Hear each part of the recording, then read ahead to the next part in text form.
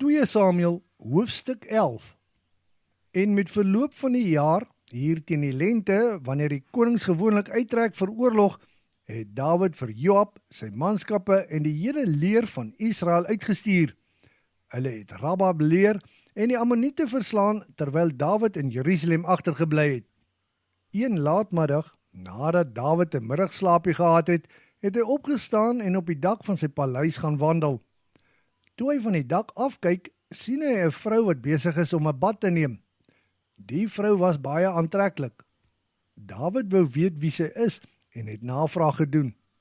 Toe sê hulle, daardie vrou se naam is Batseba, die dogter van Eliam. Sy is getroud met Uria, die Hitiet. Hy het boodskappers gestuur om die vrou na hom toe te bring. Sy het na Dawid gekom. Sy het juis haar gereinig van haar maandstonde. Toe het Dawid by haar geslaap en sy is terug huis toe. Maar die vrou het verwagtend geword. Toe stuur sy 'n boodskap aan Dawid wat lui, ek is verwagtend. Dawid het dadelik 'n boodskap aan Joab gestuur. Uria, die Hitiet, moet jy na my toe stuur.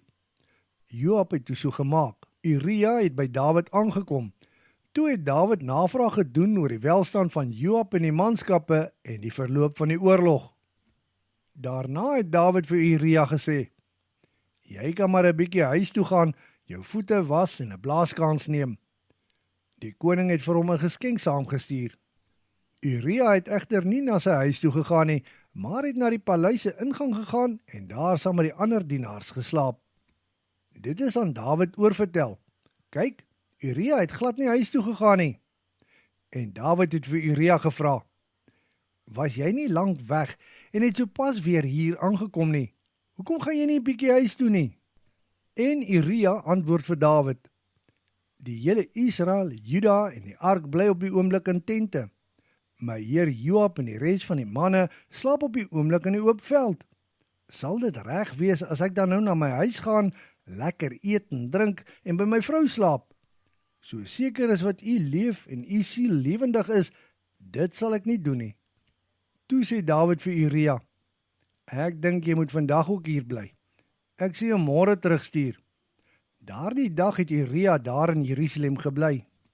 Die dag daarna het Dawid hom genooi om saam met hom te eet. Dawid het vir Uria dronk gemaak. Toe dit laat begin word, is hy uit na sy slaapplek by die ander dienaars. Hy het egter nie huis toe gegaan nie. Dawid het vroegoggend 'n brief aan Joab geskryf en dit saam met Uria gestuur. En dit is wat hy in die brief geskryf het. Kyk mooi waar die ewigste gevegte is en sit Uria daar.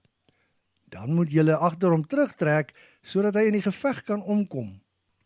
Joab het die stad deeglik verken.